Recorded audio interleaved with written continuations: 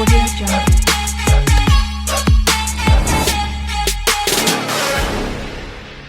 तो हेलो दोस्तों, स्वागत है आपका एक बार फिर से अपने इस YouTube channel Shubham Sharma classes पे। आप इसको साइंस क्लासेज बोल सकते हो, ठीक है। तो जैसे आपको यहाँ देखकर पता लग गया होगा कि आज कौन से टॉपिक की और किस क्लास की बारी है, ठीक है। तो आप सभी को इस बात का पता है कि जैसे अब 10th क्लास जो है उनके स्टूडेंट्स ने पेपर उन्होंने दे दिए, तो अब वो 11th क्लास में जाएंगे वो, ठीक है। तो 11th क्लास में साइंस में फिजिक्स के अंदर जो पहला चैप्टर है उसका नाम क्या है, फिजिकल वर्ल्ड, ठीक है।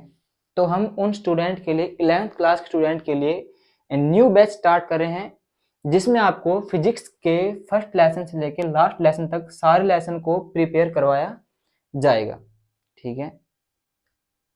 तो साइंस का फिजिक्स के अंदर फर्स्ट चैप्टर होता है 11th क्लास के अंदर फिजिकल वर्ल्ड, ठीक है। कई स्टूडेंट ये कहते हैं जिन्होंने 11th क्लास पास कर ली या 10th वाले 11th में जाएंगे कि इस लेसन में से कोई क्वेश्चन नहीं आता, पेपर के अंदर कुछ भी नहीं आता इस लेसन के अंदर से। तो भाई अभी तो नहीं आएगा, +2 क्लास में तो काम आने वाला है आपके, और +2 क्लास बोर्ड की होती है, ठीक है। आप कोई से बोर्ड में चले जाओ, RBSC सभी बोर्ड के अंदर जो +2 क्लास बोर्ड की रहती है और उसमें ये लेसन आता है। इसकी हर एक इक्वेशन, इसकी हर एक डेरिवेशन सब कुछ आता है इसके अंदर से, ठीक है। तो आप इस लेसन को बारीकी से समझें विदाउट स्किप किए, ठीक है, तभी आपको लेसन समझ में आएगा। तो लेसन में जैसे इसका नाम है फिजिकल वर्ल्ड, तो सबसे पहले इसके अंदर जो पहला क्वेश्चन जो पुटअप होता है, इसका जो पहला जो हमारे पास टॉपिक आता है वो क्या है, व्हाट इज फिजिक्स। क्या है, व्हाट इज फिजिक्स।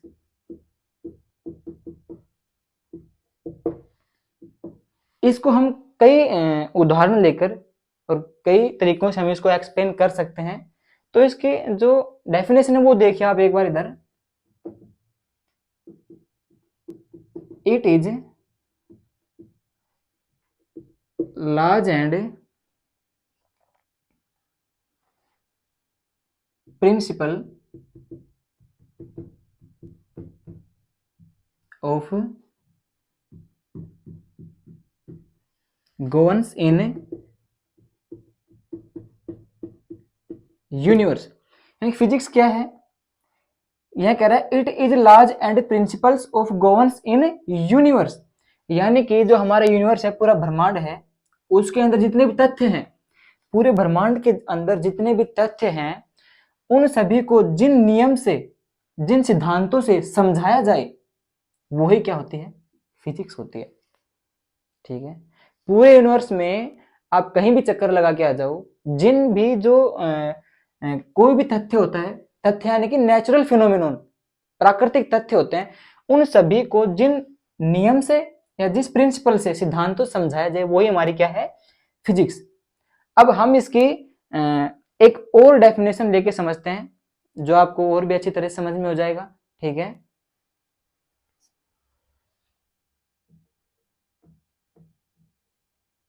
तो इसकी जो नेक्स्ट डेफिनेशन है वो इधर देखिए एक बार कि it tell us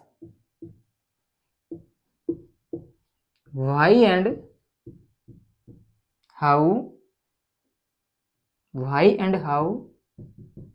things behave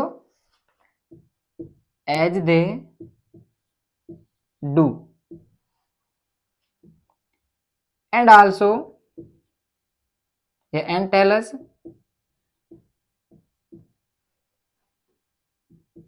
to predict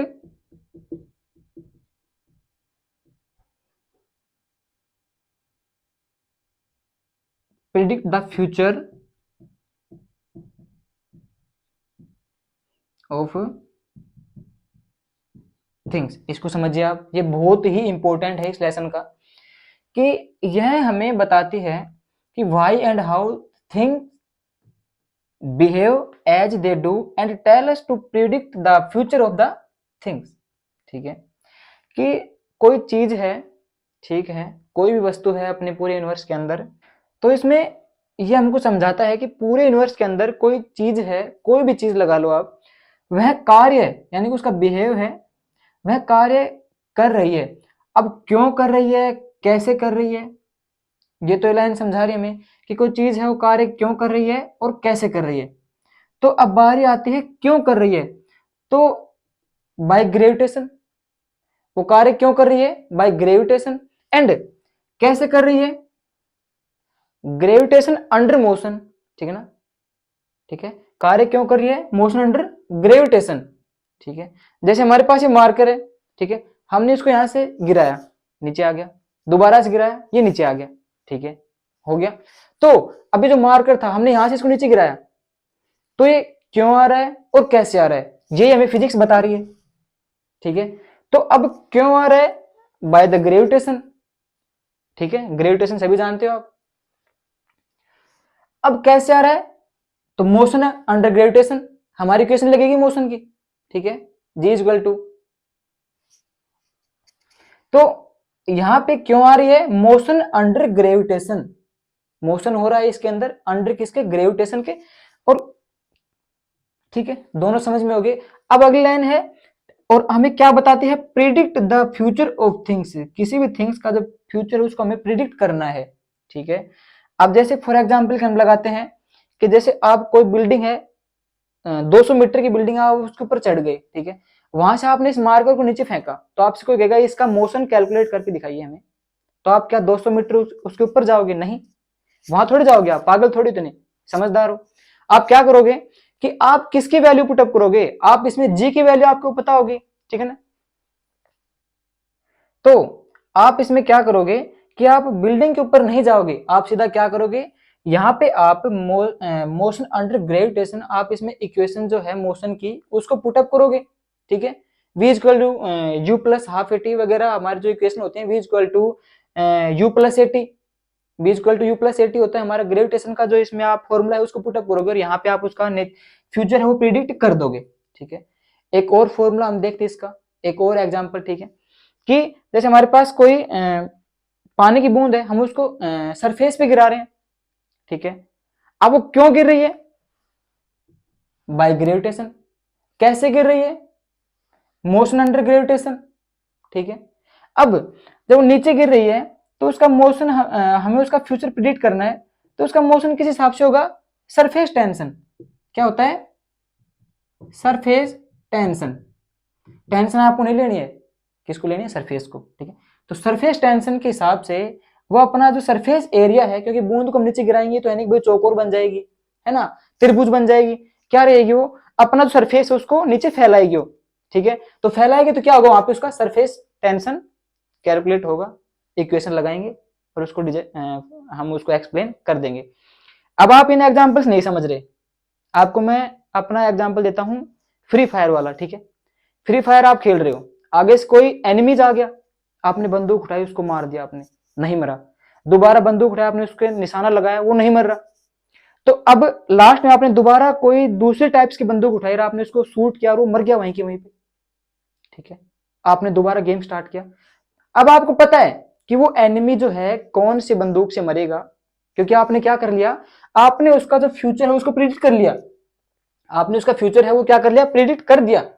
अब आपको पता है भाई कौन से कट्टे से मरेगा, आपको इस बात का पता है, तो आपने उसका जो फ्यूचर है वो क्या कर दिया, प्रेडिक्ट कर दिया। और यही हमारे पास क्या होता है, फिजिक्स होता है, ठीक है, कि कोई चीज भाई कब हो रही है, कैसे हो रही है, कहाँ हो रही है, यानी कि पूरे यूनिवर्स के अंदर जो भी हमारा जो कुछ भी है सब कुछ किसके हिसाब से चलता है, फिजिक्स के हिसाब से चलता है। इसीलिए फिजिक्स को किंग कहा जाता है साइंस का, ठीक है, बुरा मत मानना, फिजिक्स जो है आपको अगर आप फिजिक्स पढ़ा रहे हो तो इसलिए आप फिजिक्स की बढ़ाई कर रहे हो, नहीं, फिजिक्स को साइंस का किंग माना जाता है, ठीक है। अब नॉर्मल जैसे हम पता लगाएं कि आप कहोगे सर कोई एक और डेफिनेशन दो हमें कि फिजिक्स को हम आसानी से पता लगा ले, फिजिक्स क्या होते हैं, तो प्यारे बच्चों इसमें हमारे पास एक चीज और निकल के आती है कि जैसे आपको मैं बता रहा हूं, हाँ तो चलिए देखते हैं कि फिजिक्स का एक और उदाहरण हम लेके चलते हैं। जैसे बहुत पहले क्या कहा जाता था कि जैसे फिजिक्स जो है, जो अब भी है, ठीक है, लेकिन अब इसकी जो डेफिनेशन है वो चेंज होती रहती है टाइम अकॉर्डिंग, ठीक है। फिजिक्स जो है वो क्या है, नेचर है, और नेचर क्या है, फिजिक्स है। अरे भाई जो हमारी प्रकृति जो होती है, उस प्रकृति के अंदर, यूनिवर्स के अंदर जो भी कुछ घटनाएं होती हैं वो क्यों हो रही हैं, कैसे हो रही हैं, उनका फ्यूचर प्रिडिक्ट करना होता है। वो सब कुछ हमारा जो अकॉर्डिंग टू देयर फॉर्मूलाज, किसके, फिजिक्स के फॉर्मूला होते हैं, वो सब कुछ किसके अंदर होता है भाई, नेचर के अंदर होता है। और नेचर किसके बराबर होता है, इक्वल टू होता है फिजिक्स के बराबर होता है। ठीक है, जो घटनाएं होती हैं उनके अंदर मोशन जरूर होता है, और मोशन होगा तो उसमें कोई फॉर्मूला लगेगा। ठीक है, अब कोई भी चीज आप आसमान से नीचे गिराओगे तो वो नीचे आगे गिरेगी, ये तो नहीं नीचे नहीं है, ऊपर गई, वो नहीं गई, नीचे गिर रही है, इसका मतलब वहां पे क्या हो रहा है, ग्रेविटेशन हो रहा है। क्या हो रहा है, ग्रेविटेशन हो रहा है।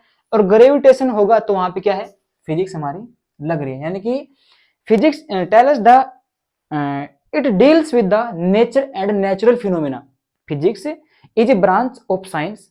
साइंस की फिजिक्स एक ब्रांच होती है, एक शाखा होती है, जो सीधा किसके साथ डील करती है, नेचर, प्रकृति, और नेचुरल फिनोमेना, प्राकृतिक तथ्य, प्राकृतिक साथ डील करती है, या प्राकृतिक तथ्य के साथ ये डील करती है, साझा करती है।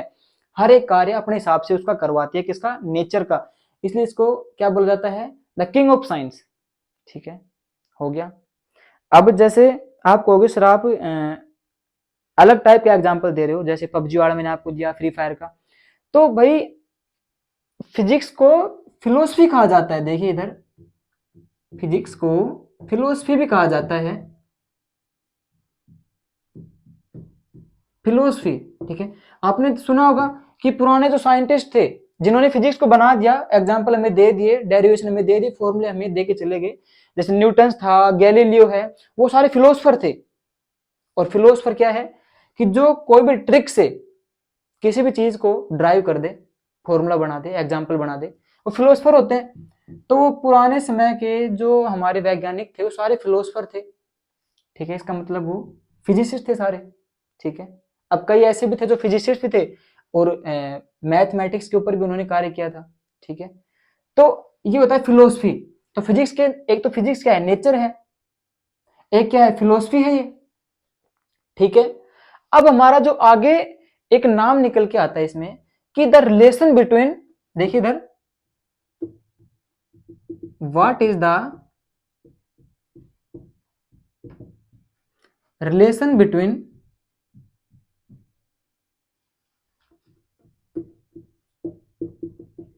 Physics and mathematics.